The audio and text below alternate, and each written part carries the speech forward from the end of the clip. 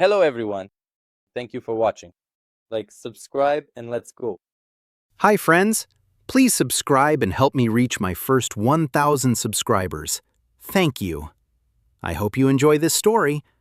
Let's go. The most dangerous threat to a man's peace is not an external enemy, but the quiet erosion of respect within his own walls. When a decade of devotion is met with a calculated ultimatum, the foundation of a life can turn to ash in a single heartbeat. Watch closely as we break down the psychological shift required to transform a devastating betrayal into a masterclass in self-reclamation.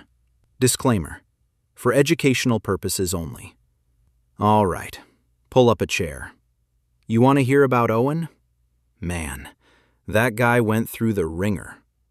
It's one of those stories that makes you want to hug your dog and check your bank account. So, listen. It all started in Austin. Owen had this nice little place out in the suburbs, one of those spots where everyone has a manicured lawn and a Ford F-150 in the driveway. It was their anniversary. 10 years. A whole decade. Owen was going all out. He's in the kitchen, searing ribeyes, garlic butter everywhere. He'd pulled out the good china from the wedding registry, the stuff they maybe touched once a year on Thanksgiving. He even popped a bottle of Napa Valley Cabernet, the same stuff he bought the night he popped the question. He's got this little velvet box in his pocket. Inside was a silver bracelet, real classy, nothing flashy. He'd spent forever picking it out at a shop downtown. He thought he was nailing it. Everything was perfect. Then Olivia walks in. She gives him this weak smile, but her eyes, ice cold. She's just wearing some old house dress. Owen felt that little sting. He'd hoped she'd at least put on some heels or something. "Smells good," she says, sitting down like she's at a diner. They ate in total silence. Owen tried to talk about taking a trip to the coast or how much fun the honeymoon was, but she just gave him one-word answers. The air in that room was so thick, you could have choked on it. He figured she was just beat from a long week at the office. When they finished, Owen reaches for the box. "Hey, I got you something," he says. "Wait," Olivia cuts him off. "I've got something for you, too." She slid this plain white envelope across the table. No card, no happy anniversary. Just a business envelope. Owen's hand, reaching for the velvet box in his pocket, stopped dead in the air. He felt the blood drain from his face. He opens it up and finds a piece of paper, folded neat. At the top, in big, bold letters, it says, "Rules for a 30-day trial period." Owen's voice went flat. "What is this?" "It's my gift to us," she says, smooth as silk, like she'd practiced it in the mirror. "Owen, look, we're stuck. The spark's gone. We're basically roommates. I've been thinking, and we need a total reset." He's staring at her, not believing a word of it. A reset? "Olivia, is this some kind of sick joke?" "No joke," she says. "I'm proposing 30 days of total freedom. No check-ins, no jealousy, no strings attached. We both live however we want. In 1 month, we meet up and decide if we've got a future." Owen felt this ice spreading through his chest. He's looking at the bullet points on that paper. Full freedom in choosing partners. No mutual complaints. No questions asked. It looked like a damn corporate merger, not something from the woman he'd slept next to for 10 years. "This is crazy," he whispers. You want to cheat on me? Legally?" "I want to feel alive again," she snaps. "And you should want that too." Owen jumped up, nearly knocking his chair over. "I do not want that. I want to be with you." "Then take the deal," she says, her voice turning to steel. "It's an ultimatum, Owen. Either we do this, or I pack my bags and I'm gone. Right now. Your call. Owen looked into those cold, hard eyes, and he knew she was not bluffing. His whole plan, his whole life, was turning into a pile of ash right there in the dining room. He was desperate. He was pathetic. He just wanted to save the pieces. "Fine," he choked out. The word felt like swallowing glass. "Fine. 30 days. Olivia just nodded like she had closed a deal at work. She grabbed the envelope, stood up, and walked to the guest room, leaving Owen standing there in the middle of a ruined anniversary. That little velvet box just sat on the table, unopened. Anyway, those first few days were a blur for him. Owen called out of work, told them he had a bug or something, but he just could not leave the house.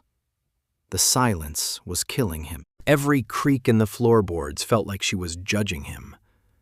He'd wander from room to room, opening the fridge just to stare at those leftover steaks turning gray. He'd flip through the channels on the TV and turn it off 5 minutes later. He was just a ghost in his own home. Olivia, though? She was treating that house like a launch pad.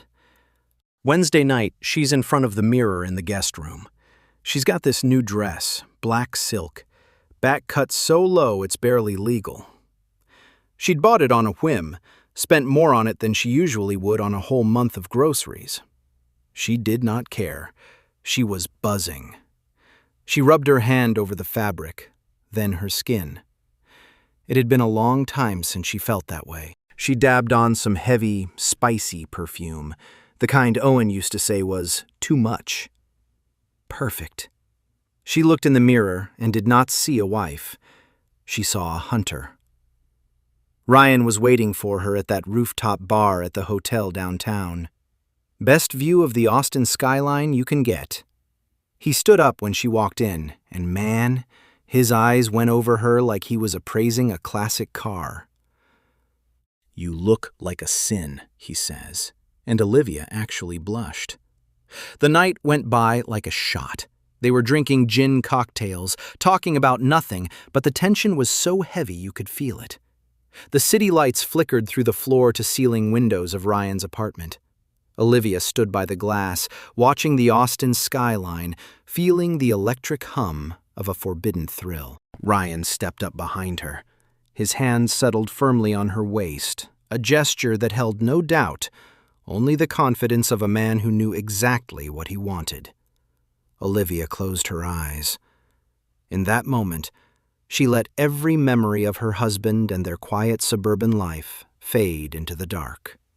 As Ryan leaned in, she realized there was no turning back. The dress slipped from her shoulders, and in the shadow of the moonlit room, she finally took what she came for. It was not just a betrayal. It was a cold, calculated triumph. She did not get home until after midnight. Owen was passed out on the sofa in the living room, the blue light from the TV screen washing over him. He was curled up under a throw blanket like a kid who'd been stood up. For a split second, a flicker of pity.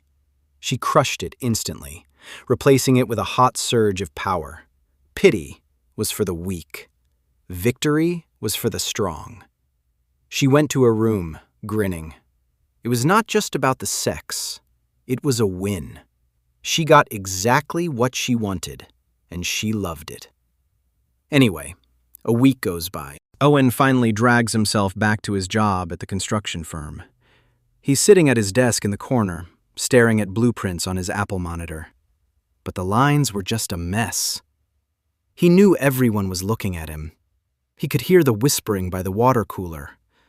He'd lost weight, he'd had these dark bags under his eyes, and his shirt looked like he'd slept in it, which he probably had. Friday evening, most of the guys had cleared out. Nick walked over and leaned on the cubicle wall.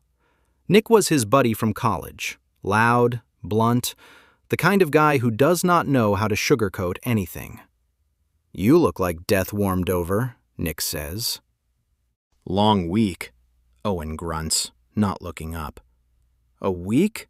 Man, you look like you got hit by a Mack truck last Friday and just forgot to die.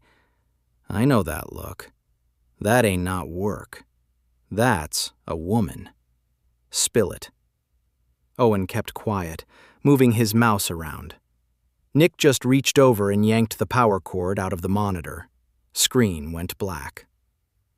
I'm not going anywhere, Nick says. We can sit here until Monday morning. Owen broke. He leaned back and put his face in his hands. The whole story just came pouring out.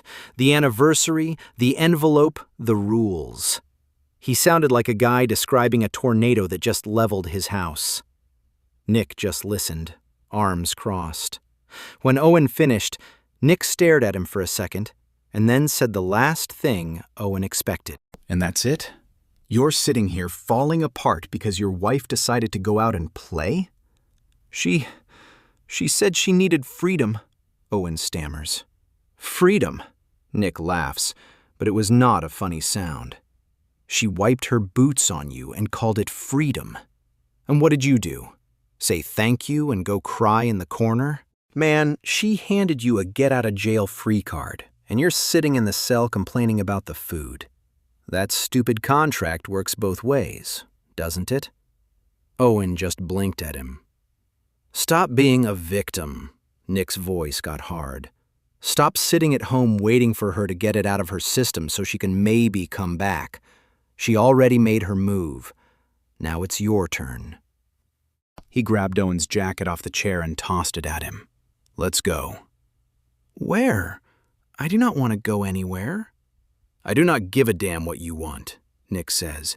You're not going home to stare at the wall. We're going to get a beer. End of story. He practically shoved Owen out the door and into his truck. 10 minutes later, they were at a dive bar called the Holy Grail. Football was blaring on the screens. People were shouting, and it was loud as hell. Nick ordered 2 pints of cold local brew. Owen took a big pull. The cold, bitter hit felt good. The noise of the bar was so loud it actually drowned out the voices in his head for a second. He looked at Nick, then the crowd, then the game on the TV. And for the first time in 10 days, he went a whole minute without thinking about Olivia. It was not happy, but it felt like finally coming up for air. Look, 2 weeks went by after that night at the bar, and Owen started looking like a human being again. Nick kept riding his back, making him throw out those old, stretched-out t-shirts. He bought a couple of new pairs of Levi's and some button-downs that actually fit his frame. Got a fresh haircut, too. He even started hitting the gym again. At first, he was just going through the motions, like a soldier following orders. But then he started catching his reflection in the mirror. He did not see a pathetic, broken man anymore. He saw a guy who could actually hold his own. It was a spark of something he had not felt in a long time. Self-respect. Friday and Saturday nights, he and Nick were out hitting the spots on 6th Street and around Rainey. Neon signs, loud music, hundreds of people talking at once. It was the total opposite of the graveyard silence back at his house. In the beginning, Owen just sat there and watched, but slowly, he started noticing the looks. Girls at the bar were actually smiling at him. Old Owen would have looked at his shoes, but Nick kept digging an elbow into his ribs. She's checking you out, man. Smile back. It won't not kill you.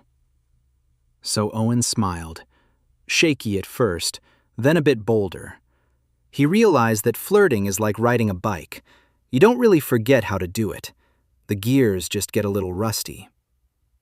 Anyway, one Saturday night, everything shifted.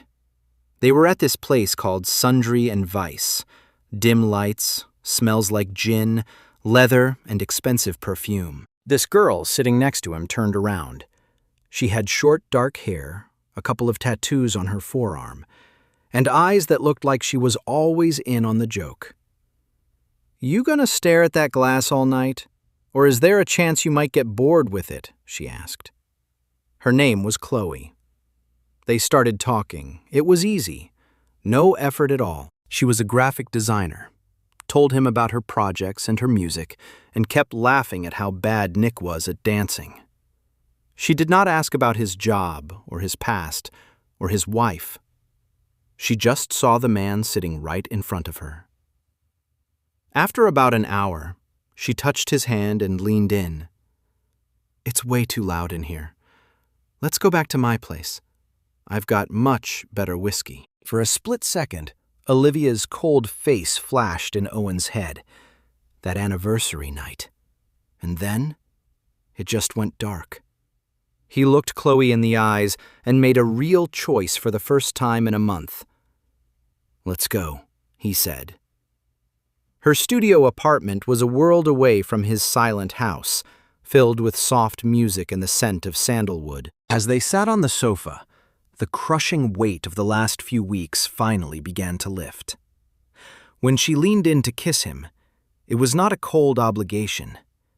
It was real. That night, Owen finally felt alive again. Olivia had not broken him with her ultimatum. She had accidentally kicked the door to his cage wide open.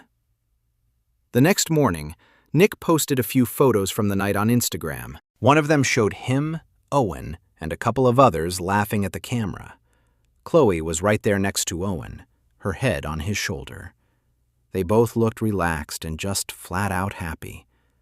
At the exact same time, Olivia was sitting in some coffee shop scrolling through her feed. Ryan had flaked on their date again, claiming he had to work. She saw Nick's photo and just stopped. It was not the miserable, hollow husband she'd left at home. The guy in the photo was good-looking and confident.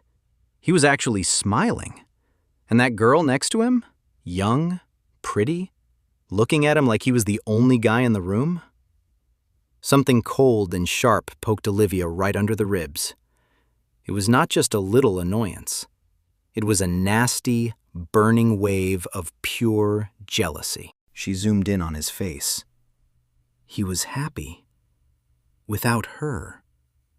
And right then, it finally hit her that the game she'd started might not end the way she planned. Anyway, here's the kicker. Exactly 30 days after the whole experiment started, they met up at Deeper Roots Coffee. Olivia picked the place. Neutral ground, minimalist, the kind of spot where you can't really make a scene. She wanted it to be civilized, like a business meeting. Owen got there first. He grabbed a table by the window and was just sipping a black coffee. When Olivia walked in, she froze for a second at the door. The man sitting there was not the guy she'd been getting ready to crush. He had a simple, well-fitting shirt on. He was just looking out the window, watching the street. When he saw her, he just gave a little nod. No nerves, no begging for a smile. His eyes did not have any of that old pain or longing in them. They were new. They were cold. It threw her off, but she pulled herself together and sat down, wearing her confidence like a shield. "Hey, Owen," she said. "Olivia." She took a sip of her latte and started the speech she'd been rehearsing for days. Her voice was steady, like a manager announcing a layoff. "I think this month was good for us," she started. "It gave me a chance to understand what I really want. I met someone. He makes me feel alive again, and I do not want to give that up." She stopped, waiting for him to react, for the hurt, the anger, anything. But Owen just sat there, quiet, taking a sip of his coffee. It was driving her nuts. "So, I see two ways this goes," she went on, trying to keep her voice from shaking. "Either we get a civilized divorce and I go build my new life, or, if you're not ready, we can extend the contract. Keep it an open format. I like the freedom. It's your choice." She leaned back, thinking she held every single card in her hand. She expected him to plead, to try and win her back. Owen set his cup down on the saucer. The sound of that porcelain hitting was loud as a gunshot in that quiet shop. He looked her dead in the eyes. "You done?" he asked. His voice was dead calm. Olivia just gave a confused nod. "Good," he said. A little shadow of a smile touched his lips, but it did not reach his eyes. "You're right. This month really opened my eyes. I got a taste of that freedom of yours, too. Freedom from a relationship where I was not valued. I realized the world is a lot bigger than I thought. There are great, grateful women out there who actually know how to make a man happy. But I realized I'm ready for a real, healthy relationship. I'm ready to make a worthy woman happy. But it's not going to be you." It felt like the floor had dropped out from under her chair. Her mouth went dry. Her whole plan, all that power she thought she had, turned to ash in her mouth. The guy sitting across from her was not her husband. He was a stranger. Tough, confident, and totally unreachable. His indifference hurt a hell of a lot more than a screaming match ever could. "So, yeah," he finished, looking at her with those cold, distant eyes. "I'm more than happy to take you up on that divorce. You can keep your freedom. Do whatever you want with it." He reached into his pocket, pulled out a few bills, and dropped them on the table, covered his coffee and her latte. Then he stood up.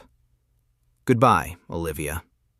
Owen turned around and walked out the door, shoulders back, steady pace. He did not look back once. And she just sat there in the silence. The big win she'd planned out turned into a total, crushing defeat. She got her freedom all right, but she was just starting to realize she was now completely alone with it. Look, a week went by after that meeting at the coffee shop, and Olivia's world just did a total 180. That freedom high she was on? It vanished, leaving nothing but a cold, empty pit in her stomach. The big victory she'd been bragging about turned into straight-up ash. She tried to find some comfort with Ryan, but the vibe there shifted fast. See, now that they were not some big, bad secret anymore, the thrill of the forbidden fruit was gone. Ryan started acting distant.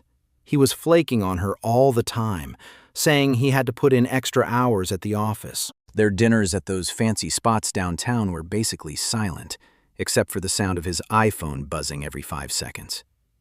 No more long looks, no more of that tension that used to get her going. One night, she tried to bring up the future, but he just brushed her off. "Let's not rush things," he says. "You haven't even signed the divorce papers yet." She could hear the boredom in his voice. To him, she was just a fun little project, and he was finished with it. Anyway, Olivia started to panic. She tried calling Owen, but he was not picking up. She'd send these long-winded texts full of, "I'm sorry," and "please come back," but he never replied. She could not get the image of that confident, cold man at the cafe out of her head. She was desperate to get the old Owen back, the one she could break, the one who worshipped her. She was sure he was still in there somewhere, hiding under that new skin.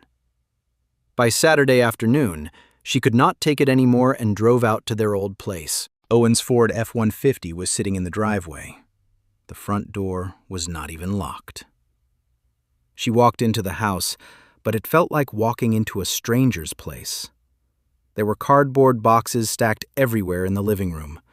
Owen was standing there, calm as a clock, packing her books and old knickknacks into a box. He looked like a guy just finishing a job he'd been hired for. "Owen?" she says, her voice shaking. He looked up. No surprise, no anger, just nothing. "What are you doing here, Olivia?" "We need to talk," she says, moving closer. Her eyes started welling up with all those tears she'd been holding back. "I was such an idiot. I messed everything up. I do not know what I was thinking. This whole month, it was a mistake. A terrible mistake. She reached out to touch his arm, but Owen took a step back like her hand was a hot stove. I miss us, she whispered. Please, let's just fix this. I'll do whatever you want. He just looked at her for a long time. He studied her, searching that crying face for a trace of the woman he used to love. He found nothing. It's too late, Olivia, he says. His voice was flat and hard as a rock. It's over. No, please, just listen. I love you. Enough, he snapped, and for the first time, his voice had a real edge to it. I do not want to hear your apologies. They do not mean a thing, and they won't not change a thing. You made your choice 30 days ago when you slid that envelope across the table. You wanted freedom?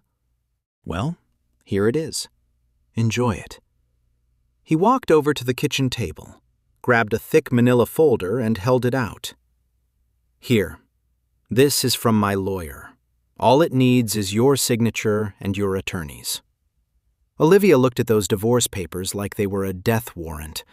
Her last bit of hope just shriveled up. Owen, do not do this. It's already done, he said. Then he walked over to a box he'd just taped up. He'd written, Olivia's stuff, on the side in Sharpie. He set it down right at her feet. This is yours. You can come back for the rest next week. Coordinate a time with my lawyer. He turned his back on her and went back to the shelves, making it clear the conversation was finished. He'd erased her, not just from the house, but from his life. She was just another item on a to-do list he was checking off. She stood there for another minute, totally crushed by how much he did not care. He was not yelling. He was not blaming her. He just moved on. That hurt worse than being hated. With her hands shaking, she grabbed the folder and the box. She walked out the door and pulled it shut. The sound of that lock clicking into place sounded like a gunshot. Owen was alone. He took a long, slow breath.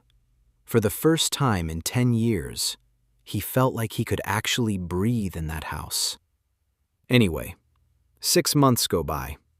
Autumn turned into one of those cold, gray winters. For Owen, it was a comeback.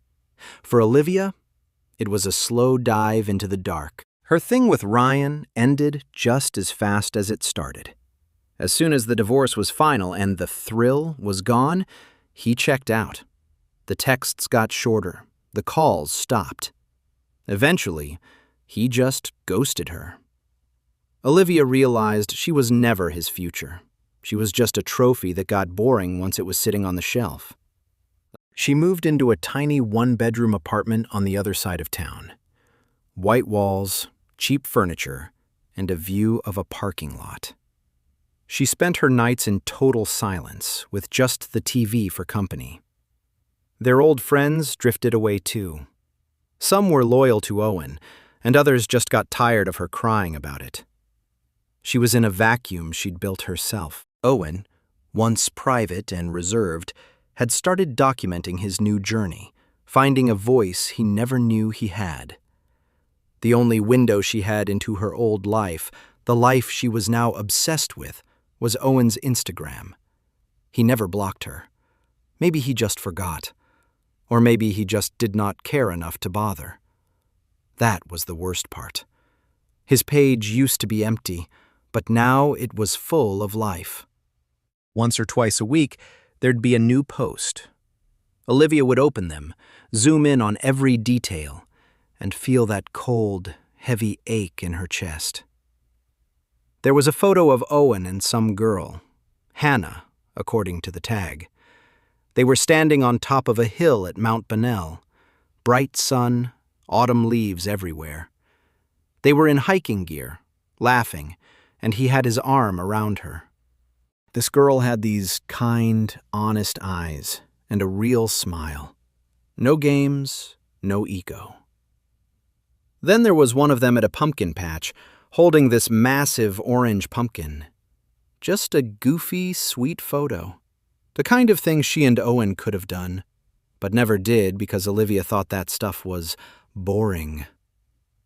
And then the last one, posted 2 days ago. A Christmas market downtown. Owen, Hannah, Nick, and Nick's wife. They were all holding cups of hot cider, laughing. Owen was looking at Hannah the way he had not looked at Olivia in a long, long time. With tenderness and total peace. He was home. He'd found his home in this new woman. Every one of those photos was like a little death for Olivia. She'd look at his happy, full life, and then look at hers. She remembered how she'd burned it all down just to chase some cheap thrill. She traded real warmth for a fake shine. She traded loyalty for a spark that went out in a month. She closed the app and tossed her phone on the bed. The silence in that apartment was deafening. Ryan dumped her. Her friends were gone. And her husband, the man she thought she owned, had built a life where she did not even exist. She had traded real warmth for a fake shine, and now the bill had come due. Olivia walked over to the window and looked out at the parking lot where the first bit of snow was covering the cars. She saw her reflection in the glass, tired eyes, a hollow look, and the realization that she was now absolutely nobody to anyone. She had her freedom, but it was a cold, silent thing. And that thought was all she had left to keep her warm in the long, endless winter. Owen's story serves as a stark reminder. You cannot negotiate with someone who no longer values your presence. His primary mistake was initially offering to save the pieces of a vessel his partner had already shattered. In the world of high-stakes relationships, an open contract is rarely a tool for growth. It is almost always a strategy for exit. To protect yourself, remember 2 things. First, when respect leaves the room, love is already gone. Do not chase it. Second, the best response to a calculated betrayal is not a loud argument, but a quiet, irreversible indifference. Indifference is the only fire that leaves your enemy cold. How would you have handled the 30-day trial if it were slid across your table? Write your thoughts in the comments below. Subscribe for more honest case studies on modern relationship dynamics.